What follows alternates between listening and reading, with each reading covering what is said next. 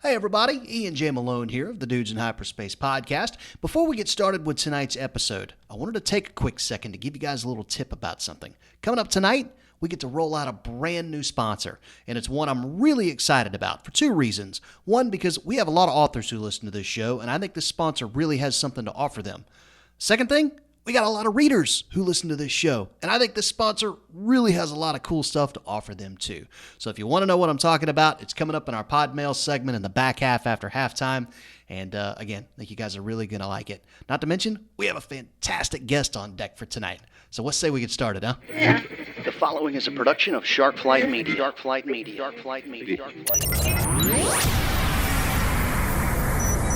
Now entering the nexus of geekery and guy world in 3, 2, 1. Mark. Hello, IT. Have you tried turning it off and on again?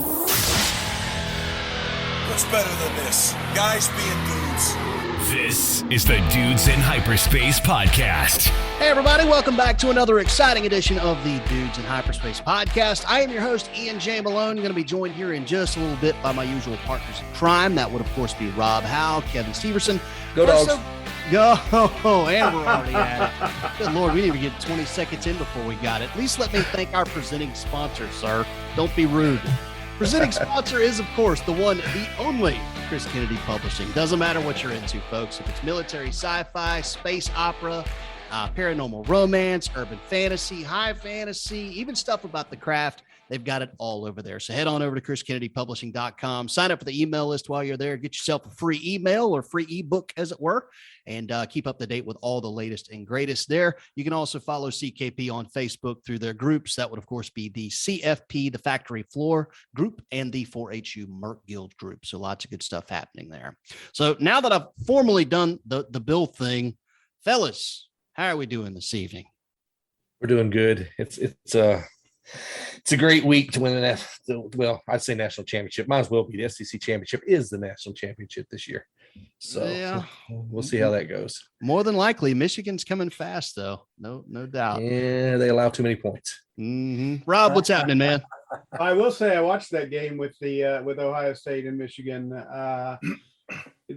That your offensive line in Georgia is good offensive line. Hutchinson and Ajabo are rounding into form, shall we say, and that's going to be a heck of a pass rush for you to stop. So that could be, if it ends up being Michigan and Georgia, that could be more interesting than I think you want it to be. I would tend to agree with that. My money is still on Georgia, though, only because anytime you can dominate the trenches, that is the recipe to win football games. Doesn't matter if you're talking about 1965 or 2021, you can always win when you can dominate the line. Yep, So, right. well, lots of stuff going on in the world of CKP Books and Publishing. Good Lord, guys. If you're not following us on social media, you really do need to, because between Black Friday, Cyber Monday, heading into the holidays, we have had book deals galore. I mean, massive book deals, everything from freebies to 99 centers, and of course, lots of new releases. Now, for folks who have been listening to this program, one of the things you've heard us talking a lot about lately is the rise of New Mythology Press. That has really started to pick up steam for all you fantasy readers. We've got titles cranking out left and right now. And one of the biggest among those would be a brand new series called the Eldros Legacy. And with that, my friend Rob, and also the head publisher over at New Mythology Press, has gone out and gotten one of the big guys, the big Grand Poobahs of that series, to come on and talk about his brand new release. It's going to be coming out here December 7th, if I'm not mistaken. So, Rob, without further ado, who we got on the line tonight? And by the way, guys, before I do throw it to Rob, sorry, dude. We are doing things a little bit differently this evening. We're recording this via a different platform than normal because we ran into some technical difficulties. So if sound is a little unbalanced, well, blame it on the producer. And that would, of course, be me. Rob, take it away. Who's the interview tonight, buddy? Well, tonight we have Todd Fahnestock, and yes, he is one of the 5 founders of the Eldros Legacy, which I'm excited about because I'm one of the 5 founders too, to be honest. And New Mythology is, we're going to be pushing these out one a month, and it's going to be something amazing. And part of the reason it's going to be amazing is because the first novel, KHYVEN the Unkillable, which Todd wrote, is one of the best fantasy novels I've read in quite some time. And so we've got Todd Fahnestock with us tonight to talk about his cool new book and some of his other cool things, and I'll let him take it away and introduce himself. Grand Poobah, huh? I like that. I'm gonna have to tell the rest of the founders that that's what we are now. We ain't please on the Dudes in Hyperspace. Hey, look, we're all about nicknames and taglines. So. And many of them we can repeat on the air. Grand Poobah may in fact make it into the title of this particular episode. So careful what you wish for. Well, look here. The Grand Poobah was on the Flintstones, and he had that big hat. And I demand we get Todd a hat, because that hair he's got is just, look, he's got it back in a ponytail right now. But when we were at 20 books, he let his hair down at his stand across from us selling all these books he was selling. And he looked like Fabio over there with just the flowing locks, and I'm losing my hair, and I'm like, this is bullshit of an unknown level. Okay? My hair has long since gone. So get I him have the Poobah dog in hat this. and make him wear it, because those locks is the wrong answer. Question though, is the Poobah hat like the Jane hat from Firefly with the little pom-pom on the top? Because I don't see how you can't not have that. It was a big, looked like a buffalo hide hat that was like a foot tall with horns on each side. Outstanding. Oh, nice. So it's like full on Jeremiah Johnson with horns. Oh my God. It was Jeremiah Johnson meets Vikings. That's awesome. Yes. We totally just shanghaied your interview, dude. All right, so we're out of time. And well, this is probably more interesting than anything I would say. So, all right, Todd, tell us about yourself. Okay, so I'm Todd Fahnestock. I'll just kind of go through like a real quick summary. I grew up in Durango, Colorado. I kind of was a wanderer after high school. I started traveling from state to state when I was 18. I attended and matriculated from the Colorado College. I visited Europe and Indonesia in my 20s. Then I ended up living in New York City for a couple of years.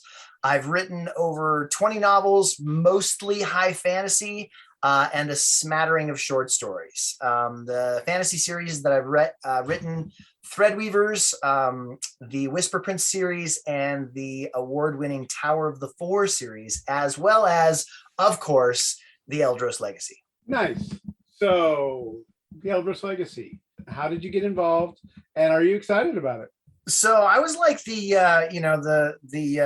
car broke down, got a flat, and I just happened to be a tire rolling along the highway, and they kind of reached out and grabbed me and said, "Hey, would you fit on this particular wheel?" And that's kind of how it all worked out. I was actually looking for a collaboration and struggling to put one together amongst a few of my writer friends. It was going really horribly just because everybody wanted to write a different genre.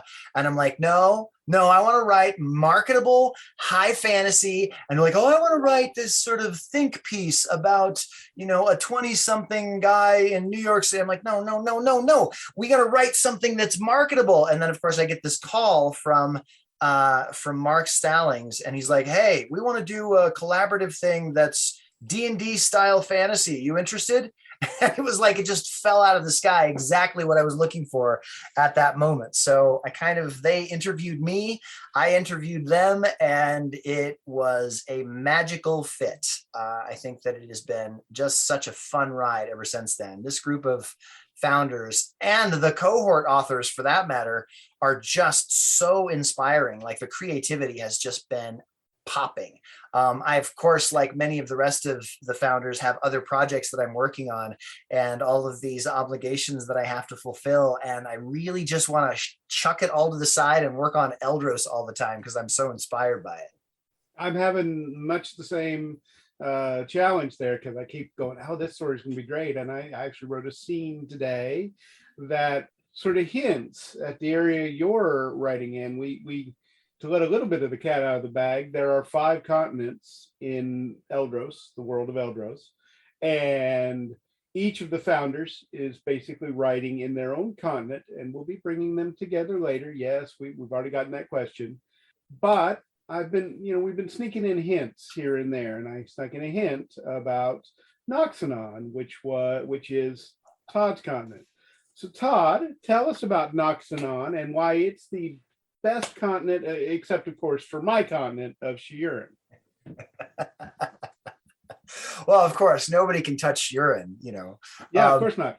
So I kind of see Noxian as the sort of, battered and neglected orphan continent. I kind of came in last to the group, and everybody else had chosen their continents with their fancy dragons and their fancy, volcanoes and demons and that sort of thing. And I was left with the original continent, the continent that all the other giants that had built this civilization left from. So I kind of envisioned that my giants were sort of the sickly underdogs that, they couldn't go find their own continent. They just kind of got left behind. So I kind of envisioned them as slightly less powerful, but maybe a little more cunning.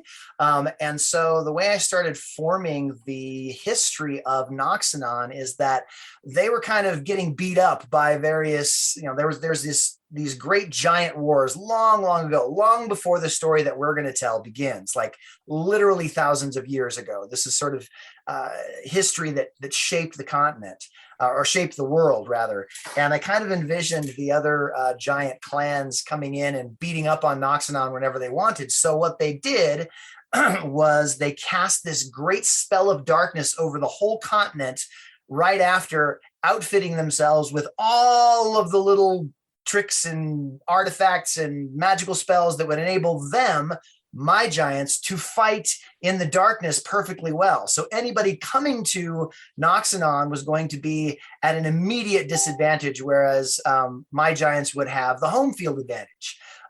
So that was the original idea. And as it started to take shape, I essentially envisioned that Pyronon, which is run by Marie, one of the founders, their giant clan came in and dumped a miniature sun right in the middle of the continent to try and blow up the Noctum, this darkness, this magical darkness. And it did the job halfway. So now in the present, with the beginning of our story, imagine somebody took crude oil and threw it across a canvas.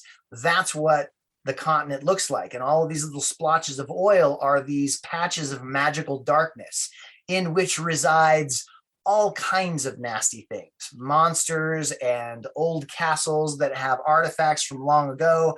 And pretty much if you take a natural light, a torch, a lantern, a candle into the Noctum, it is painful for the creatures that are in there. So they will immediately find you and kill you. So you actually can't see in the Noctum with a natural light. Now, there are some magical lights that do work in the Noctum, and that, of course, is some of what comes up in the story. How is that? That is a great answer, and it sounds like you might have put some thought into that. Of course, I knew that already, and that's true of all 5 of the founders. We've all put some thought into making the continent a little bit different, which is, so each one of them will have their own flavor. Your flavor is just going to be sort of shadowy. Shadow and light. That's all the Noxian focuses on light and darkness. Those are the 2 things that kind of make it special. Nice. So as I understand it, you got into writing fantasy because while you love Shannara and you love Xanth and you love Dragonlance, you wanted more action, and you decided you were going to write those kinds of stories and then kick it up a notch, be all Mr. Spicy and Emerald kind of thing. So is that right? And tell us about that process. Exactly correct. Yeah. So I don't know. I mean, I remember that from when I was 18, but I don't remember much more aside from that. I just remember reading these books, and oftentimes we would get into, a long protracted description about the mountains and the castle and the, and I'm like, that's fine. It's okay. And in some cases, I mean, now I can totally appreciate longer, deeper, richer descriptions. But at the time I was like, come on. Let's get to the part where the swords come out. Let's get to the part where the dragons come out. Let's get to the part where, there's a love interest or something like that. I don't want to know about the hills. So that was why I initially started that. Although, like I said, I feel that now the longer someone takes, if they are using their time and their writing effectively, I think the best novels have a little bit of a lead in, where you get a little bit sunk into the world before things start happening. I think that's pretty important. There's a balance, and it's challenging, discovered in my own writing, especially with fantasy, because you have so many things that the reader kind of needs to know, but you need to tell it to them in such a way that they don't get bored in the first few pages at the very least. And so yeah, it's challenging. What is the best advice you've ever gotten as a writer? So it's an interesting question because I just wrote a 1,000-word essay for Chris Kennedy Publishing that they're going to put in this little book that they're going to bring to a conference that we're going to. And I think you're going to as well, Rob, in February. Yes. And the answer to that essay, which was what's the best bit of writing advice you ever got, is the same answer as the question that you're asking me right now. So you had mentioned Dragonlance, which was my favorite series for a while when I was younger. And it was written by Margaret Weiss and Tracy Hickman. And I had the incredible fortune to be introduced to Margaret Weiss by Gary Paulson, actually, if you know who that is. He's quite a famous young adult author. He wrote Hatchet, if you've ever heard of that book. Got introduced to her through that and had a few short stories published with Dragonlance when I was still barely a 20-something. And she gave me a bit of advice that stuck with me forever, because the first part of it I completely agreed with, and the second part of it I was like, huh? And it took me years and years to understand what she was saying. And the advice was, Todd, you can't listen to the bad reviews. And I was like, okay, I get that, right? Don't give love to the haters, just do your thing and don't listen to anybody that is trying to bring you down, right? Totally understood that. And she said, but you can't listen to the good reviews either. And I was like, what? Like, those are your fans. Those are your peeps. Those are the ones that, are in love with your stuff. Shouldn't you be listening to those fans? And I just didn't quite get it. I mean, I think maybe intellectually I understood a little bit.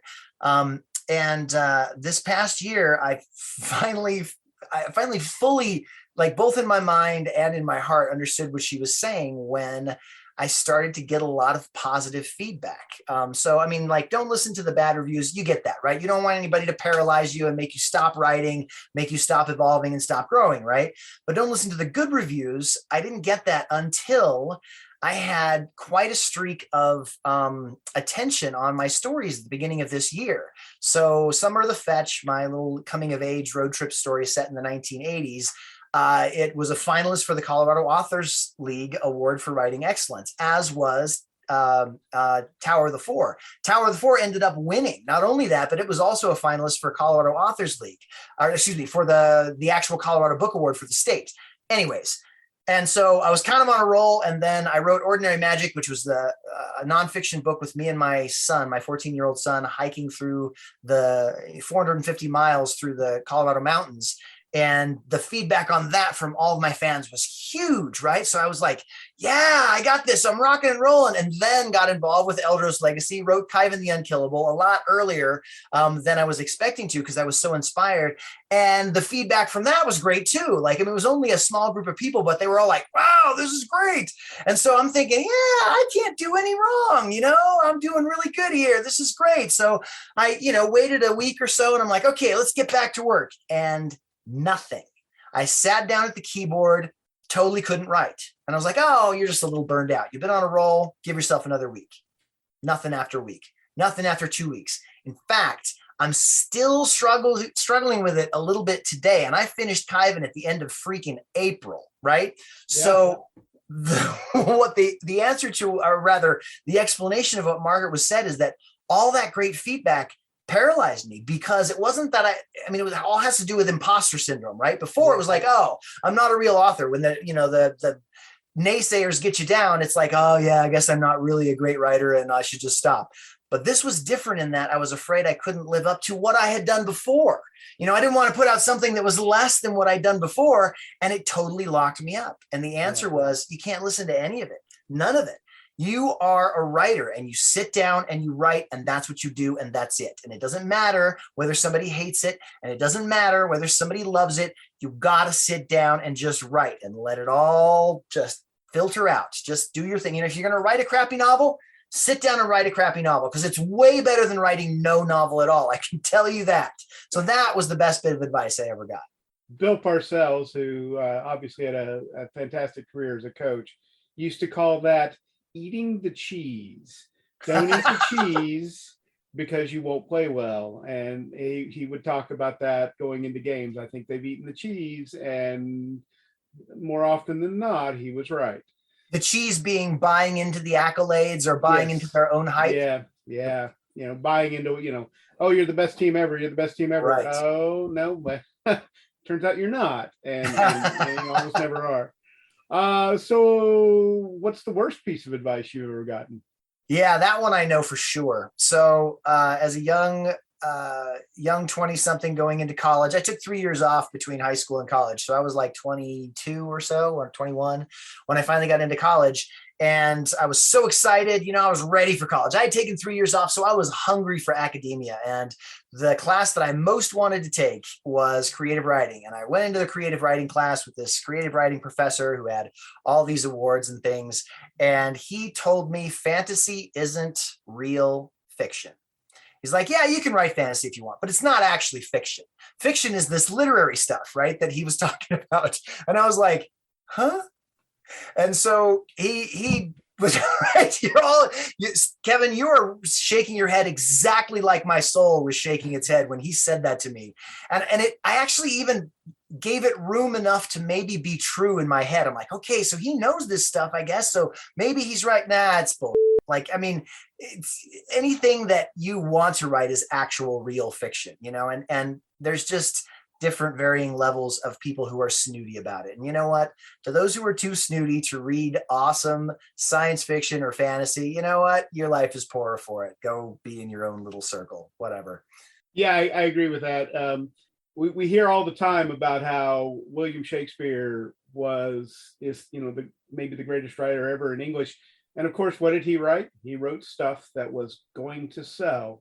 He wrote the stuff, maybe his mentor said, that Romeo and Juliet stuff, that's not actually fiction, Right. He probably, he may not have gotten that, but it's that same idea, that elitist idea that it's got to fit some sort of box, when in fact, what we're all trying to do is tell good stories with characters, and all the trappings are separate. You've written a lot of stuff. What's the thing you're most proud of? Oh, I do a lot of Comic-Cons, as you know, and I sometimes get that question from people who'll come up and say, okay, so which one's your favorite? And I can never answer. But no, not favorite. Right? There's a division there. I did note that. I was just likening it to this other question that I get. So what am I most proud of? I probably would have to give that a three-way tie. And I'm not allowed to talk about Eldros, right? Because I'm most proud of KHYVEN right now. KHYVEN is like, I just love that story. I go back through, I'm actually doing the audiobook for it right now, and it's just really fun to get into the story again. It's a good story. Thank you. So that's probably what I'm most proud of. But aside from Eldros, it probably would be a three-way tie between my most recent three books: Ordinary Magic, Summer of the Fetch, and of course, The Tower of the Four, all for different reasons. And I think the uniting reason is that I think they illustrate my love of storytelling and my current skill set better than my previous books. Nice. I think my skills have improved, and I think you can see it in those stories. And I love it when I look at my new books, because I can see where I have leveled up. But then there's the going back to books that are 4 years old and going, man, I wish I couldn't be better without doing them, but I'm so much better than I was then.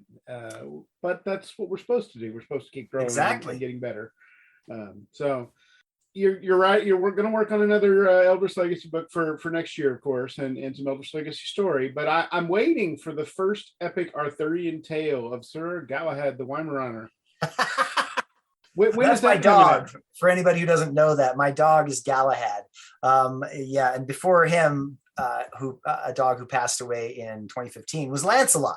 So, Galahad in the order of things did come after Lancelot. So I thought it was appropriate. So yeah, the epic tale of Sir Galahad would probably have to be Sir Galahad and the Knight of the 12 Barfings. I think that's probably the... I think every dog owner has had that one.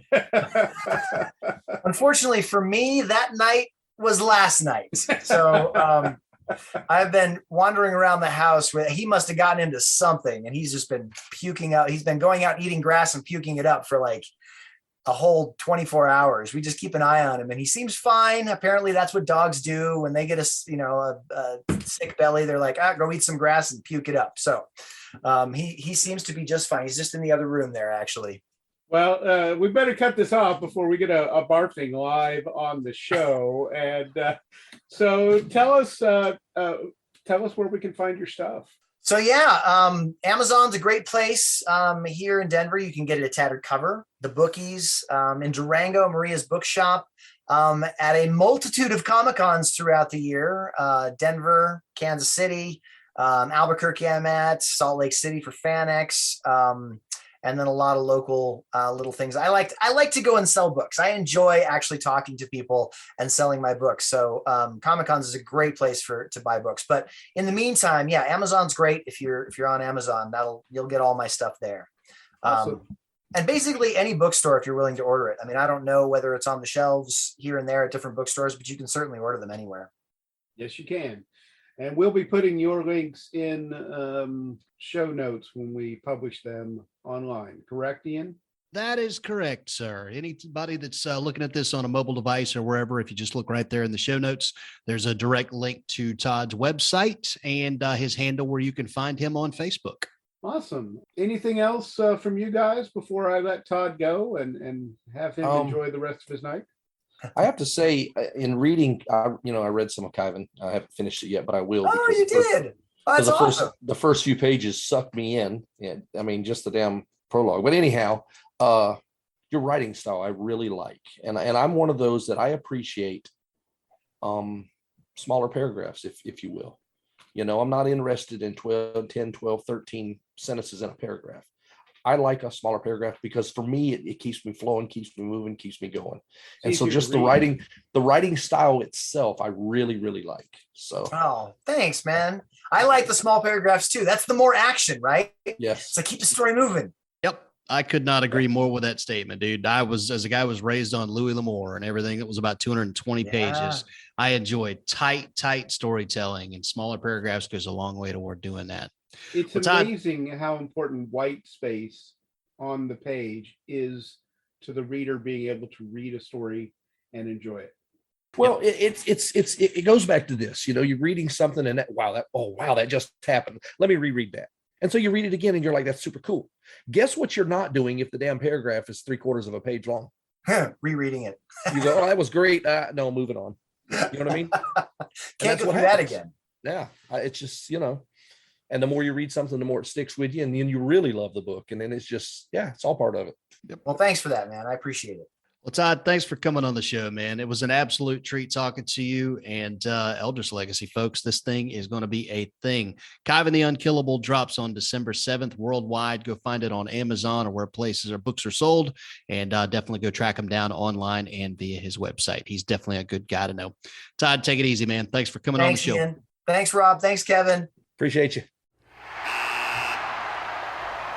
And that's going to bring us down to halftime, where we thank our presenting sponsor. That would, of course, be Chris Kennedy Publishing. We say it at the top. We say it often. We say it because it's true, folks. It doesn't matter what you're into, if it's military sci-fi, of which there's a ton of that lately, space opera, urban fantasy, paranormal romance, you name it. They've got it all at Chris Kennedy Publishing. Just log on to the website, chriskennedypublishing.com. Go find the series, the author, the book that mostest warms just to your heartest, and go nuts. We got new releases abounding this week, and speaking of things that are very near and dear to my heart, that would be this week's new release. Rob, what is this week's new release? Well, this week's new release is 3 Steps to Oblivion, which is the 15th book in the Guild Wars series as part of the Four Horsemen universe. And it's by Chris Kennedy and some guy named Ian J. Malone. Oh, that freaking guy. That freaking guy. What is this book about? Well, it's hard to live when you're on the run. Taylor Van Zant, the owner of Swamp Eagle Security, thought he was doing a good thing when he destroyed the slave ring operating out of Droxus, even though the slavers blew up the Red Diamond mine there as they tried to escape. Unfortunately, the mine belonged to a synthetic intelligence running the Merchant Guild, and it was displeased with the mine's destruction, so it put out a death contract on all the members of Swamp Eagle Security. Sometimes, though, the best way to get rid of a price in your head is to kill the person, or the synthetic intelligence, who put the mark on you in the first place. And when Sansar Inc., the head of the Golden Horde mercenary company, invites Taylor into a group that is trying to dispatch that SI, all Taylor can say is, yes. But the SI has amassed a huge fleet and has the ability to take over any person that opposes its will. So getting close enough to kill it will be perilous.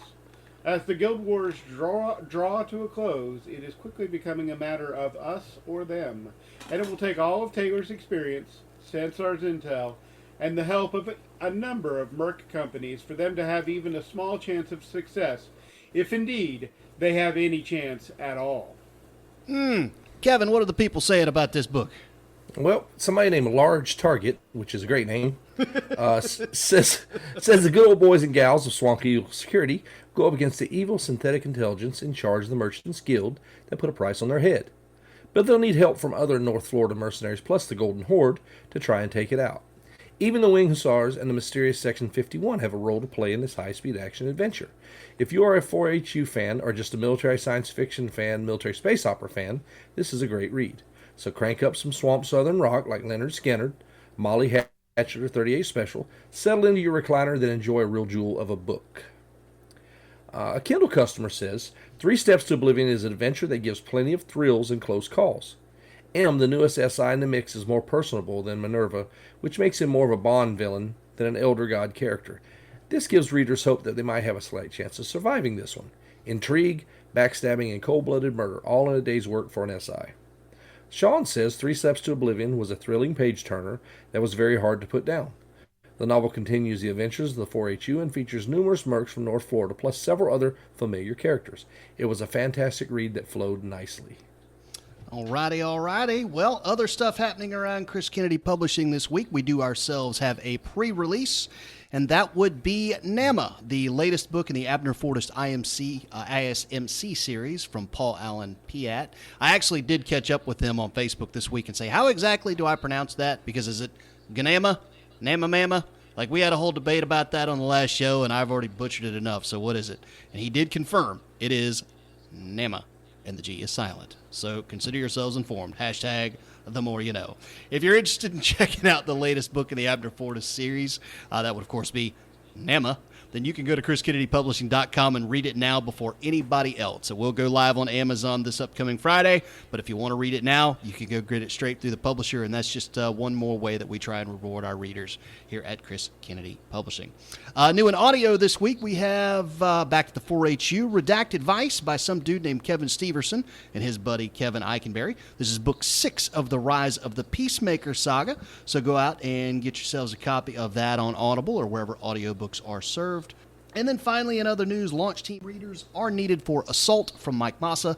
That is, of course, the latest book in the Murphy's Lawless. Yeah, in the Mission Critical series from Murphy's Lawless, and that is set in Chuck Gannon's Kane Reardon series. And there's more this week. I mean, obviously, with Todd Fahnestock, we're talking about KHYVEN the Unkillable coming out on Tuesday the 7th. But I believe there was a new title, and I can't exactly pronounce it. Kevin, do you want to talk about the new title that just happened, say, across the pond? Bergen's title, which is basically German for salvage title, just released today in Germany, and it's doing really well. As a matter of fact, it was number 14th on science fiction novels for new release and climbing. So, yeah, salvage title this month, salvage fleet the next, and salvage system over the next 3 months in Germany, in the language. So, CKPI, Chris Kennedy Publishing International, doing things, and it's just now cranking up because there's going to be a lot of books coming out in different languages. Awesome. I can tell you we're going to have all of the Eldros Legacy stuff going through that process as well fairly quickly because we're writing stuff that we want to have the entire world read. And so we're excited about that. Awesome.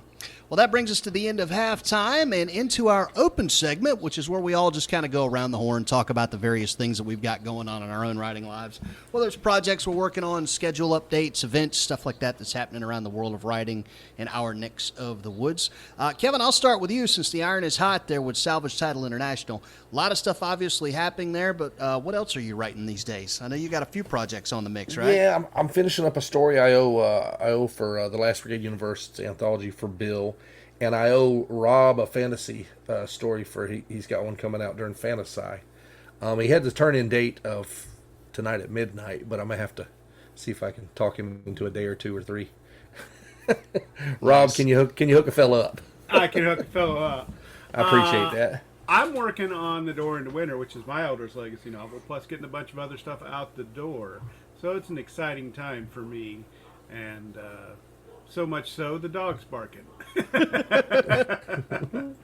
Well, not a whole lot happening in the Malone house. We're getting down to the holidays and doing the family thing there. Finally got moved into the new house, and I think we just got the last of our furniture in tonight. So thank God. I think most of the logistics of this whole thing are over with, and I can finally start getting back into a normal routine, which means writing. So I've got a little project that I'm working on right now. I have not had a chance to – I don't really want to unveil it just yet and tell people where it's at. That's going to be coming here very soon. But I do have some world-building stuff that I'm working on, and as I've mentioned before on the show, it's going to kind of delve a little bit into my sports writing background in addition to my sci-fi stuff. So that's going to pose a really interesting challenge for me. I've never – actually created a sport before.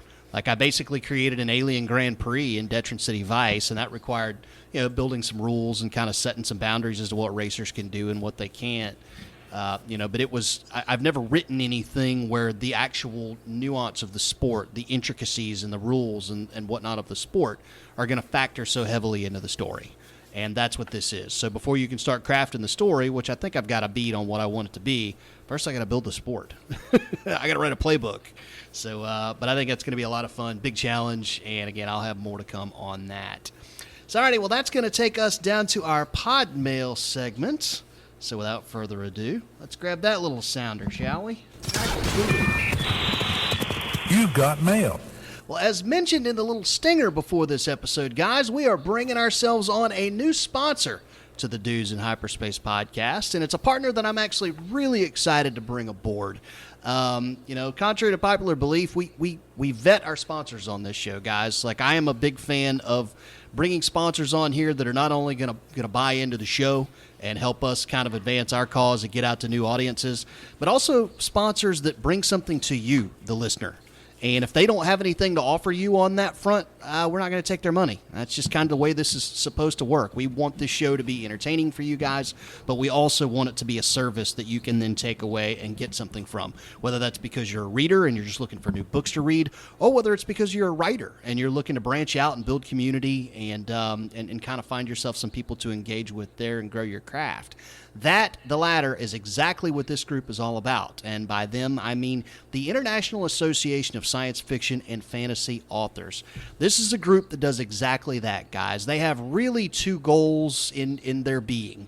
It is to create an environment where authors can come together, a community where authors can come together and develop their skills as writers and also learn how to market their books and take them to new readers, expand their readerships. But it's also a place that's built to help new readers connect with these authors and find new stuff to read. So it's very open. It's very, very user-friendly, and I highly encourage you guys to go check these folks out. You can find them at iasfa.org. Again, that's iasfa.org. You'll definitely want to check out their story bundles. They're constantly running giveaways, things like that for readers. So, for example, right now, December is Space Opera Month. So there's a huge book bundle there that you can sign up for, drop your email address, and get registered to be able to win that. Going to be lots of fantastic reads there from a lot of authors that you know of. If you're an author, I would also encourage you to go check these guys out. Go to their website. Again, that's iasfa.org. And make sure you sign up for an account and become a member with these guys. You'll get opportunities to get open calls for anthologies. Some of these are coming from publishers. Some of these are coming directly from ISFA themselves. And they put out bundles specifically for their fans, and then you'll get paid for those.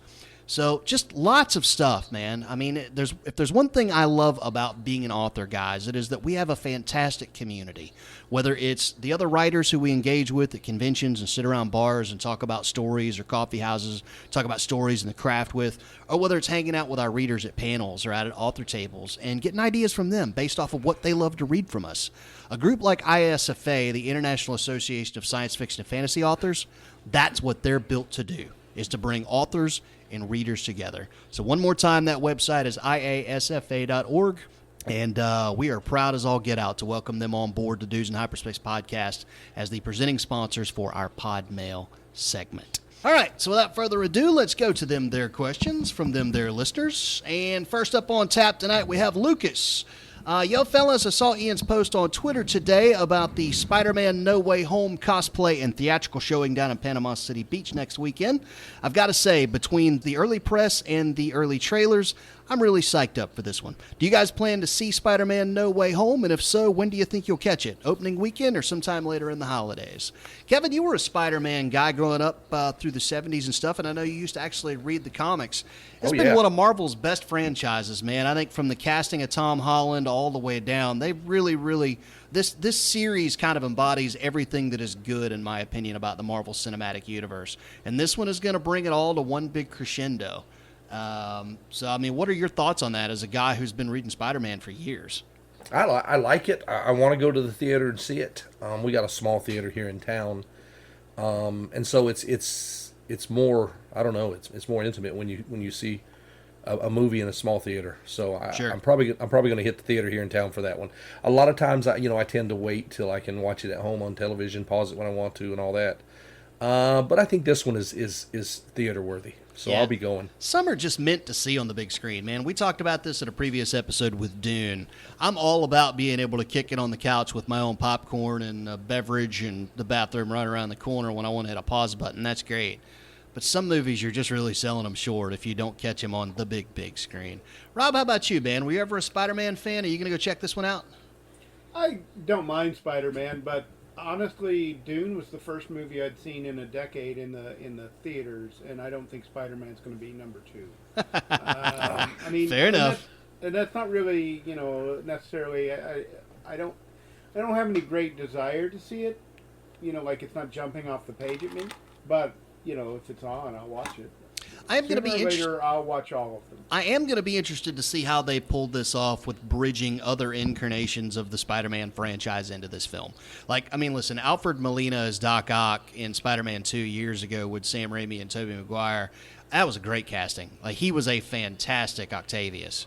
So, the fact that they're going to bring him back in this one, I think is cool. Willem Dafoe as Green Goblin is going to be really fun. Obviously, everybody's expecting that they're probably going to have Maguire and Andrew Garfield make appearances in some capacity in this. And then while you're at it, why not go with, full bore with Miles Morales? So, for Spider-Man Into the Spider-Verse kid, which was great. Right. That was good. Yeah, it was really good. So, yeah, I mean, this one's wide open, man. It's going to be wild to see how they bring all this down, but it's my hope that they nail it because I like the character, I like the franchise, and frankly, unlike Iron Man, I'd really like to see them go out on a high note.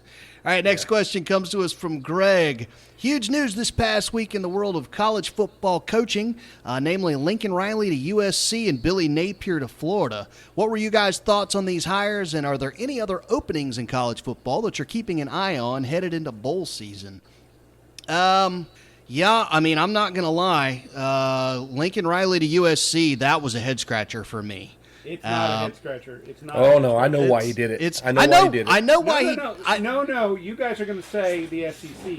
No. No. It was just a head scratcher that it came down the way that it did. It doesn't surprise me that he's moving on. I mean, listen, you can say what you want about the Pac-12, and I've said a lot. I don't have a ton of respect for that conference. I just don't think most teams are any good.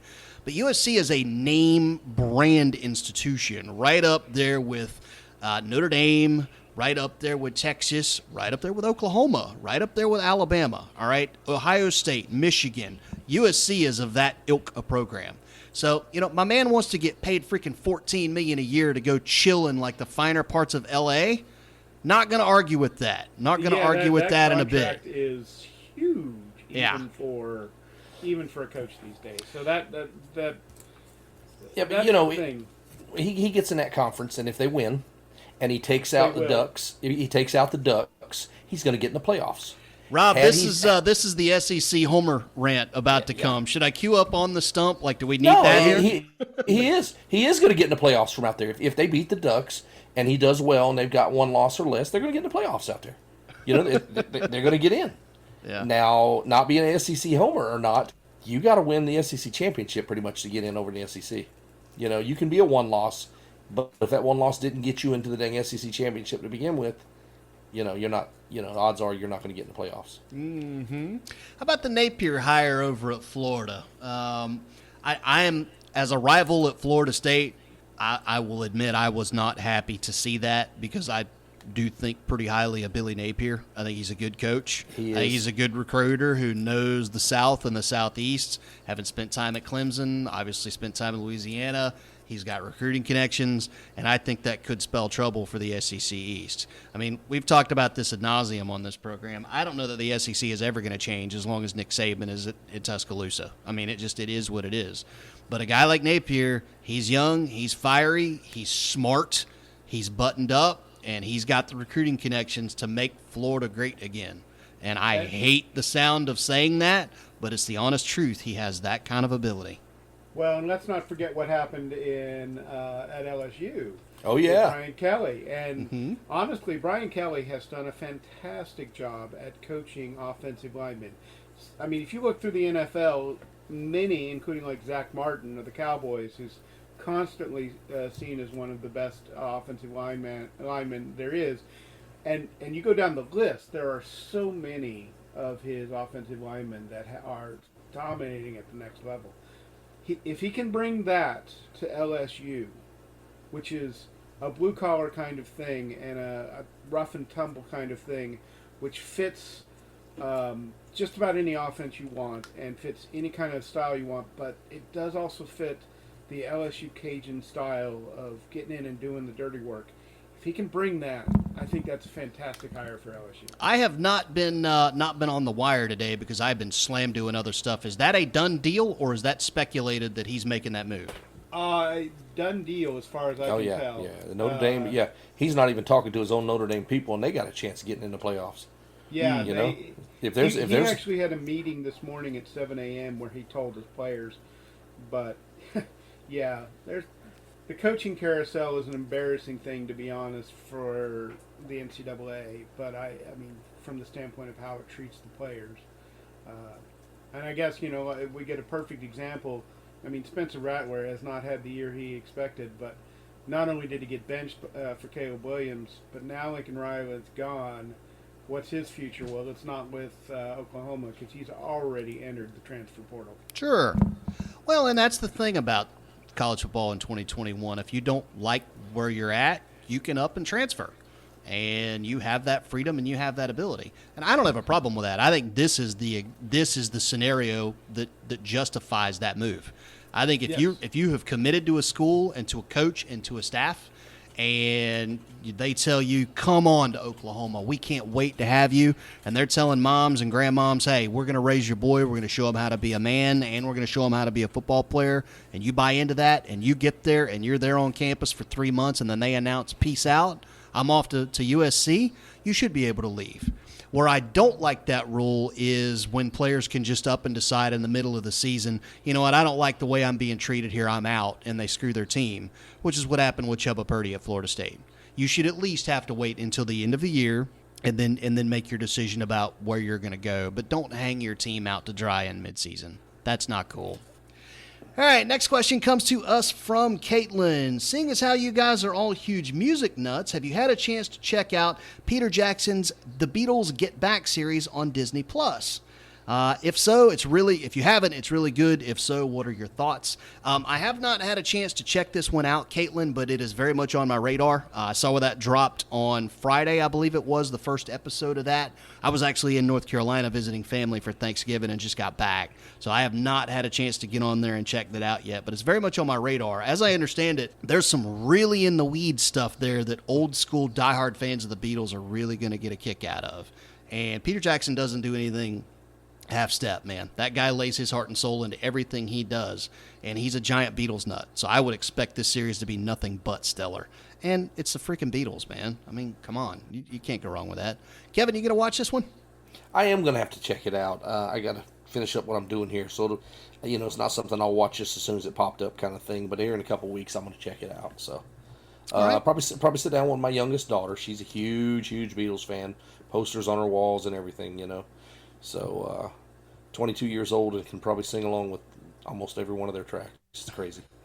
Nice. All right, next question comes to us from Alan. Much thanks to Chris and Ian for giving me some quality reading material during my Thanksgiving flight back and forth from Salt Lake City to Charleston. I have to admit, Mercurius was not the SI I was expecting. He was very different from Minerva, and very much in a good way. That made him unpredictable. What were the origins of that character, and where did he come from? Well, that's actually me. I was the one who created Mercurius. When Chris and I started down the path of creating this story, they told me, we need an SI in this one. We teased it in Street Survivors that it was coming. And so we need to create a new character. This character has not been seen before. And he needs to have his own personality. Here are some things that he's able to do, i.e. his ability to jump hosts and that sort of thing. But we want him to have his own personality. And beyond that, go nuts. And so, I knew this guy was going to be wicked powerful. I know that Minerva is out there, and that really set a high bar for what an SI needs to be. And so, I know there's only a handful of these guys, and that got me to thinking, okay, they're all rivals. How does that work? All right, how does that work? All of these beings jockeying for position. In a lot of respects, it kind of reminded me of a sibling rivalry. All right, they're all their own elite class, again, jockeying for position. And I mean, good Lord, anybody that's grown up in a house full of siblings, you know how that goes. And so as everything kind of churned along, I kind of got the idea to be able to do this sort of the youngest one, the baby of the family. All right, the one who's the most mercurial. He's the hothead. All right, he's the one who is sick of taking it from his siblings and has finally decided, screw it. I'm going to step out and I'm going to do things my way because nobody else thinks I can do it. Well, watch this. I'm going to step out and I'm going to whip everybody's ass, and they're going to see exactly what I'm capable of. And that kind of became the beginnings of Mercurius. I also wanted him to be sophisticated. You're dealing with a being that's very old, very tens of thousands of years old. And, I mean, that meant smart. That meant slick. That meant very, very, very sharp, very articulate. So, his speech, the way he talks, there was very much a cadence there that I was shooting for to give this guy a very slick, persona. And I love the fact that one of our reviewers compared him to a Bond villain, because in a lot of respects, he is kind of that. Obviously a lot more powerful, but a lot of the same motives, a lot of the same goals, a lot of the same attitude. So you want to kind of know where Mercurius came from. That was really kind of it. And really happy with it. I love the prologue where my man just basically, walks onto a ship and lays waste to everybody around him to get what he came for. And I think you really get a taste in that opening stretch of what this character is. From his interactions with the crew to the way he just, the way he does his business. He doesn't play around. So that was pretty much it. All right, next question, final question comes to us from Amy. December has always been one of my favorite months of the year because I'm a Christmas nut and I live for decorations. This year, however, December marks the return of one of Star Wars' greatest characters, Boba Fett, in his own series. If you guys were handed the reins to the Book of Boba Fett show, how would you write that story? Kevin, why don't you take lead on that one, man? That's big. That's varsity. It is, and I liked how they did The Mandalorian. I liked that Wild West in space on a planet kind of thing, and so I would keep it more simple like that, if that makes any sense. Okay. Just more like they did Mandalorian. Okay. Per se. So. All right. Yeah, I'm very much on board with that. I think the fact that it's going to be set on Tatooine, or at least it's going to start on Tatooine at Jabba's palace, is a good indicator that you're going to get more of that. I'm really excited to see how they lean on the mythology of this character, because that's exactly where I would go. You asked how I would write this series. I would write it as sort of I mean, Boba now, after having seen what became of him in the Clone Wars and then afterwards, he's kind of like the ultimate Ronin character. Like the samurai with no master, with no code, with no nothing. Like, he's his own thing. He is a clone, but he's not a clone. So he's not accepted among the Mandalorians because he's not a real Mandalorian. He was a clone, but he's not accepted among the clones because he didn't fight for the Empire or for the Republic. Excuse me. He has no community. He is completely and totally an outsider, an outcast. And I say you lean on that. You know, they found him a kind of a partner in, I forget her name in the show, but Ming-Na is her name in real life. She's been in a ton of stuff. The Sniper, Asian lady who's been in Marvel series galore and Stargate Universe, among other things. Right. Really, really good second player there, second chair to him. So, you know, I'm really anxious to see what they do with it, but that is the direction that I would go. You know, the man with no history, the man with no family, with no community, finding his way in the galaxy and just basically saying, screw it, I'll take what's mine. If nobody wants to give me anything, nobody wants to do anything, do anything for me, then screw all of you. I will go take what is mine, and I'll make my destiny exactly what I want it to be. So that's what I would do. But all right, well, I think that's pretty well going to take us down to white flags. So let's get busy with that and start to close this puppy out, shall we? White flag. White flag is, of course, a segment where we kind of tell readers what's on our radar coming into the next few weeks and months to come. Kevin, I'll go ahead and give you lead on this, man. Whether it's writing stuff, entertainment stuff, family stuff, man. We're heading into the holidays. What's on your docket coming up here in the next few weeks? Well, I got to finish a couple short stories, and then Kevin Eikenberry and I are getting started on the next Peacemaker book, which is tentatively titled Redacted Weapon. So we got that starting. I'm also working on my third fantasy book so I can finish that trilogy, get some marketing done. I'm excited about the Salvage trilogy in German, obviously opening up over there, and then more books to come from CKP. Because, as one of the three publishers in CKPI, that keeps me pretty busy. So sure. 2022 is going to be a really busy year between writing and publishing. So, but as far as personal stuff, obviously the SEC championship is Saturday, and then the playoffs are coming up, and all that's good. So, can't wait to see what happens with all that. Yeah, rock on. Yeah, I'm on the writing front. I've got some more world building to do, and then I am probably going to give it through the holidays and start page 1, chapter 1 on this new story 1st of January after New Year's. That is tentatively my plan. So got some things to do between now and then on the kind of the pre-production front, if you will, and then we'll get started on that first things 1st of January. On the personal front, looking forward to a few things. Cobra Kai Season 4 is coming back on Netflix. That's always a fun one. Cobra Kai Season 3 wasn't the best season by any stretch of the imagination, but it was still fun. It was great to see Elizabeth Shue show back up. Spoiler alert if you haven't seen it yet.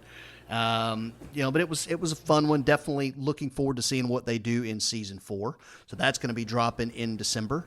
And then also, guys, for my fellow NASCAR fans who listen to this program, Kevin Harvick is going to be a guest on the Dale Jr. Download. I believe they're taping that as this is actually being recorded, which means it'll probably be out by the time this airs.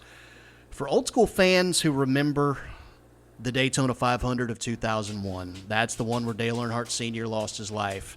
There were a number of pivotal figures in that story, but you could make the argument that the biggest two were Dale Earnhardt Jr. and Kevin Harvick. All right, Jr., obviously, because that was Earnhardt's son. Harvick, because he's the guy who got left picking up the pieces of what was then the 3-car. Kevin Harvick at that time was 22 years old, 23 years old, was racing in what was then called the Busch Series, and he was tapped to drive the new AOL car starting the following year in 02-03. Okay? Well, the sports Michael Jordan, in a blink of an eye, was gone. And they turned to this kid who was never supposed to be in the Winston Cup Series to drive arguably the most recognizable car in the sport. And they put a new number on it and a new paint scheme on it, but everybody knew what that car was. And just the trauma and the tragedy surrounding that team for a year, this kid as a rookie had to jump into that car and deal with all of that.